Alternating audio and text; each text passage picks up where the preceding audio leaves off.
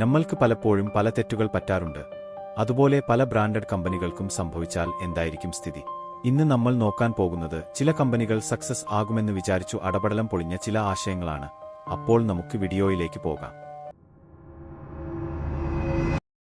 നമ്മുടെ ആദ്യത്തെ കഥ 1992 ഫിലിപ്പീൻസിൽ നിന്നാണ്.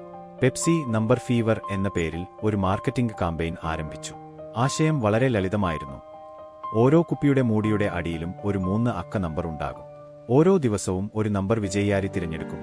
അത് നിങ്ങളുടെ മൂടിയിൽ ഉള്ള നമ്പറുമായി മാച്ച് ആയാൽ നിങ്ങൾക്ക് 1 മില്യൺ പെസോ സമ്മാനമായി ലഭിക്കും. ഇത് രസകരമായി തോന്നുന്നുണ്ടോ? പക്ഷേ ഇവിടെയാണ് കാര്യങ്ങൾ കൈവിട്ടുപോയത്.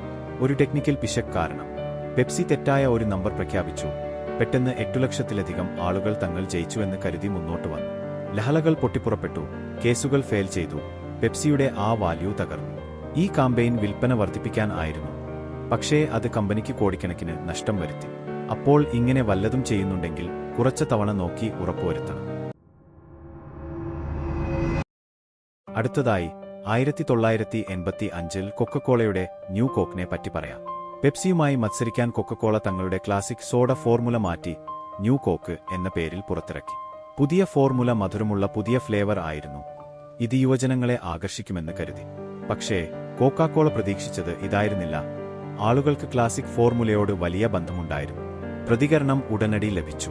ആയിരക്കണക്കിന് ആളുകൾ പഴയ കോക്ക് തിരികെ വരുത്താൻ ഓൺലൈനിലൂടെ ആവശ്യപ്പെട്ടു. കുറച്ചു മാസങ്ങൾക്കുള്ളിൽ കൊക്കക്കോള ക്ലാസിക് എന്ന പേരിൽ ക്ലാസിക് ഫോർമുല തിരികെ കൊണ്ടുവന്നു. അപ്പോൾ ബ്രാൻഡ് വിശ്വസ്തതയുടെ ശക്തി ഒരിക്കലും കുറച്ചു കാണരുത് എന്ന് മനസ്സിലായല്ലോ.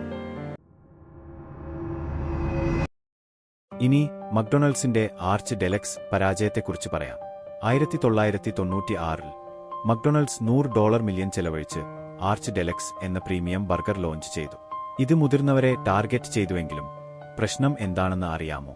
മക്ഡൊണാൾഡ്സ് എന്നാൽ കുടുംബങ്ങൾക്കും കുട്ടികൾക്കുമുള്ള ഫാസ്റ്റ് ഫുഡ് എന്നാണ് ആളുകൾ കരുതിയിരുന്നത്. ആളുകൾക്ക് മക്ഡൊണാൾഡ്സിൽ നിന്ന് ഒരു ഫാൻസി ബർഗർ വാങ്ങാൻ തോന്നിയില്ല. ആർച്ച് ഡെലക്സ് പരാജയപ്പെട്ടു. ഒടുവിൽ നിർത്തലാക്കി. കോൾഗേറ്റിന്റെ ഫ്രോസൺ ലെസാഗ്നയെക്കുറിച്ച് കേട്ടിട്ടുണ്ടോ? ഇല്ലെങ്കിൽ ഇതിൽ ഒരു രസകരമായ കാര്യമുണ്ട്. 1982 കോൾഗേറ്റ്, അതെ ടൂത്ത്പേസ്റ്റ് കമ്പനി, ഭക്ഷ്യവ്യവസായത്തിൽ പ്രവേശിച്ചു. അവർ ഫ്രോസൺ ലെസാഗ്നയും മറ്റ് റെഡിഡിയേറ്റ് ഭക്ഷണവും ലോഞ്ച് ചെയ്തു. പക്ഷേ ആളുകൾക്ക് ആശയക്കുഴപ്പമുണ്ടായി. ഒരു ടൂത്ത്പേസ്റ്റ് കമ്പനിയുടെ ഫുഡ് കഴിക്കാൻ ആളുകൾക്ക് ഒരു വിശ്വാസ്യത ഉണ്ടായില്ല. ഈ ഉൽപ്പന്നം പരാജയപ്പെട്ടു. കോൾഗേറ്റ് ഭക്ഷ്യവ്യവസായത്തിൽ നിന്ന് പുറത്തുപോയി. അവസാനമായി നോക്കിയയുടെ സ്മാർട്ട് ഫോൺ പരാജയത്തെക്കുറിച്ച് പറയാം. 2000കളുടെ അവസാനത്തിൽ നോക്കിയ മൊബൈൽ ഫോണുകളിലെ ലോക നേതാവായിരുന്നു.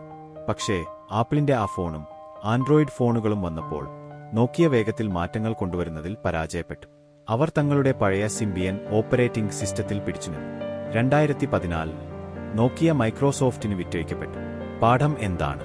വേഗത്തിൽ മാറുന്ന വ്യവസായങ്ങളിൽ നവീകരണവും പൊരുത്തപ്പെടലും അത്യാവശ്യമാണ്.